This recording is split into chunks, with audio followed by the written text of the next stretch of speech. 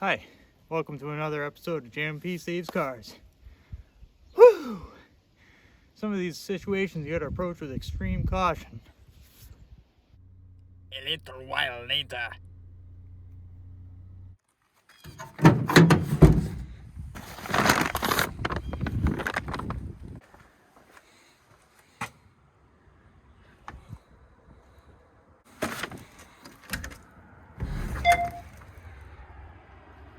Jeremy?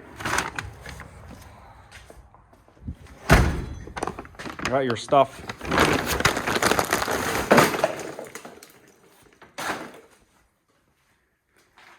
Damn.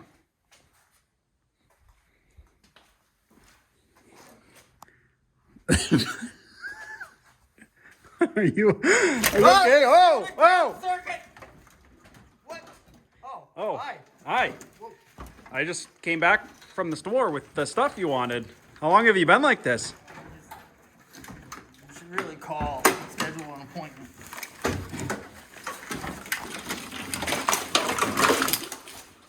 So what's up? What? I just got you the stuff that you ordered. It's over here. Yeah, the grass and the empty water bottles and that tie rod. Yep. And you're gonna have a backup starter. Yeah. Yeah, that's good. That's all good stuff. Yeah, I didn't go through the comic section yet. Fun is now illegal. They stopped making foot-long subs. Strawberries are blue. Ben, we have to go back to 1989. All right, a professional. Tell us. I'm confused. I don't know why you sent me to the store to get newspaper and grass and water bottles. Well, Ben, that's possibly the reason the Earth has been destroyed. What we're talking about here is we got to bring back some technology that has proven itself to be reliable, dependable, chewable, flexible. The pinnacle of automotive technology, otherwise known as 1989 to 1994. I'm scared. Yeah, you should be. Some people may not be a fan of older technology, but we don't care. What we're talking about here is this 1989 Corvette. You want all of the positive things and none of the negative things. Well, that's unrealistic, first of all. If you want performance from an engine and you want reliability, then go buy a Tesla. And you'll have a motor, not an engine. Basically what's going on here is we have fuel supply. Pause.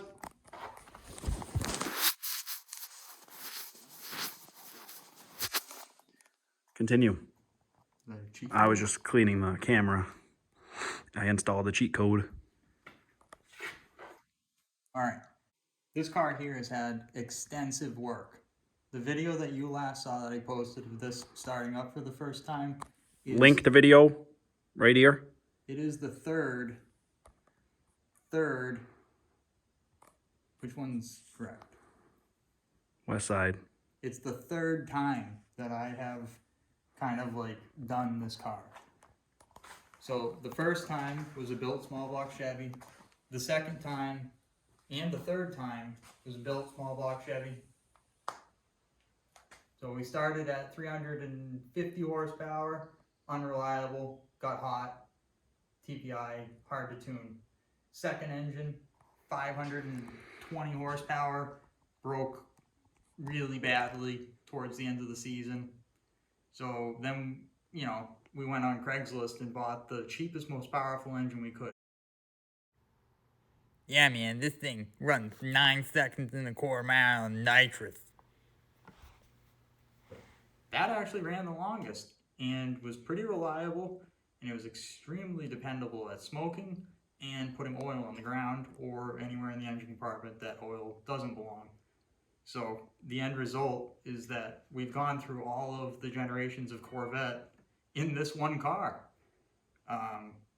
This particular engine is something that a friend of mine from high school who owns a speed shop as well, me and him kind of talked about this through the years and said, like, you know, what's the car for that? What's the car for that? It's going to be something lightweight. It's going to be something with, you know, the capability to go real fast. So the fourth engine obviously needed to be this brainchild, which, well, it's kind of special. I don't really want to go into too much detail about this engine right now.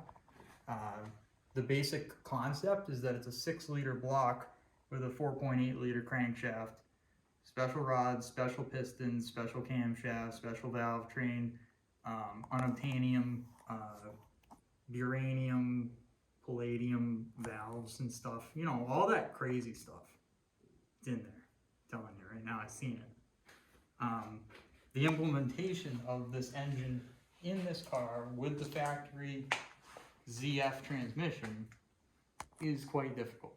It's not impossible, but it's like you need certain parts to make it happen, or it ain't gonna happen.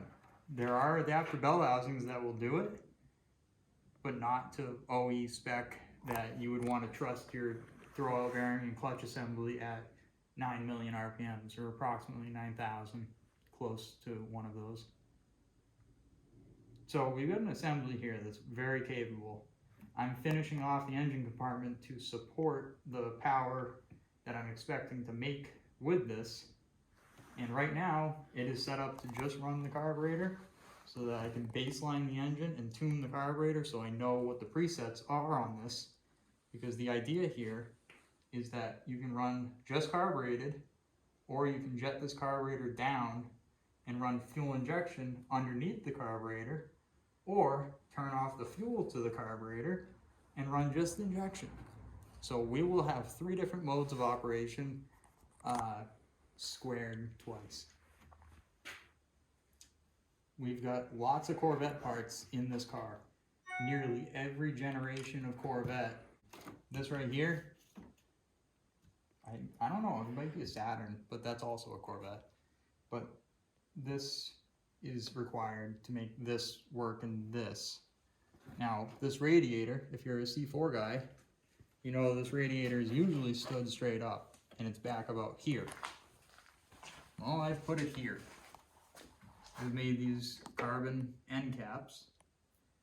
I've got a 2006 or so GTO power steering cooler down in here.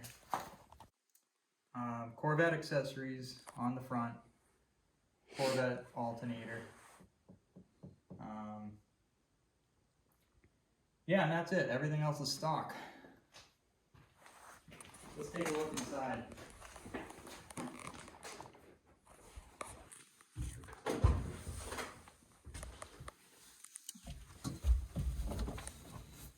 So inside of here, this is a hose. Inside of here, we've got a dash that I made from scratch, kind of like a throwaway mold, just to make a carbon dash that fit this well in here. It only takes 2 fasteners to hold it in, and I think it looks great. The factory dash in these cars, with all the wiring and with all the stuff that goes with it, added up to 200. So you are carrying a NFL linebacker, small one, I guess, right? It's like a medium-sized line. So you are carrying a football player in front of your steering wheel in your C4 Corvette, just so you know. So there's a lot of stuff to move around up there in cornering. So we got rid of that. We put back none of it and installed these nice gauges.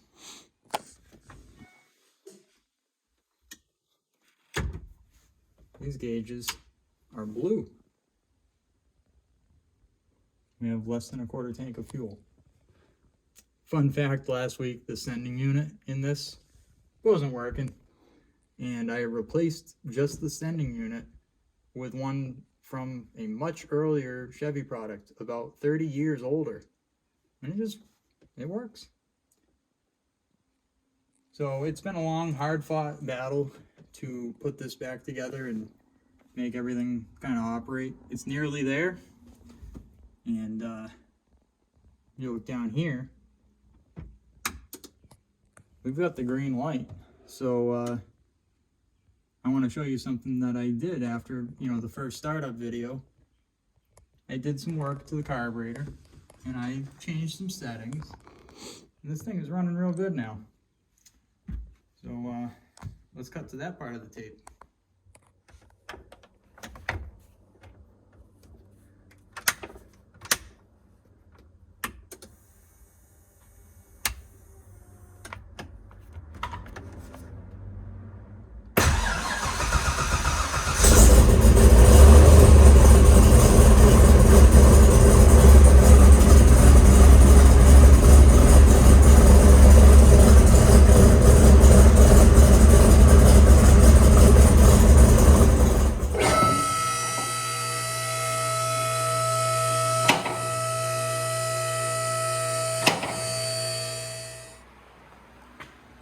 Here you can see that GTO cooler, and I'm sure a lot of people are wondering, what the underside of this car actually is. So we've got SPC uppers, factory knuckles, the coilovers from what is their name? It is, hold on, let me go back here. It is Van Steel. A lot of Van Steel parts made their way onto this car. So they use these Vandrum coil springs on QA1 double adjustables. Very happy with how they work, and they fit pretty good. You just gotta have some skill to get the clearance on those guys correct. So we've got a rather interesting exhaust system. For the muffler is an X pipe, or more of like a chamber. So this flows into there, crosses through here, comes out that, and the resonators are here. Second X pipe, fully divorced. And interestingly enough, these headers are also fully divorced. Oh, excellent. These headers are from a Motor Trend magazine car build called Project C Force. They are made by a company called Melrose. I've written numbers on them so that I can remember how to count to 8. Factory starter. We've got a GTO T56 bell housing. We have this big chunk of aluminum that was made by, there he is, ZR51performance.com. This man, Bill, is a genius, and he figured out how to combine that with that. He also built this transmission. This transmission is his kind of all the secrets mix. And what else we got back here? Well, I'll tell you what breaks a lot in these cars when you get up into the high horsepower range. These boys, they'll come apart like spaghetti after being cooked for 30 minutes. So those are much thicker. Those are 120 wall aluminum tubes. Yeah, so it's not anything super special. It's just fully reinforced, all the brackets. It's even got the one up there. It's just a real stiff chassis with a roll cage. Built transmission and a LS that will rev to all the RPMs. Why would I do that? Well, there's a secret to these cars I'm going to let you know about. These stub axles right here, you ask the drag racing guys how much foot-pounds does it take to break those. About 450. Real hard, quick action, break them. But you don't want to do that road racing. You break one of those road racing, you might be in the woods.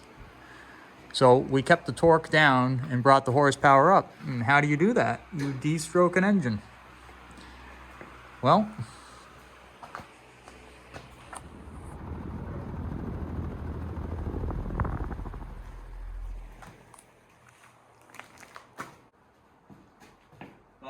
thank you all for subscribing to the channel and watching this horrendous video. This is heading towards the dyno. If I can just find a dyno tuner that actually answers his phone. So yeah, like, share, subscribe, and buy a C4 Corvette and make it better. That's it.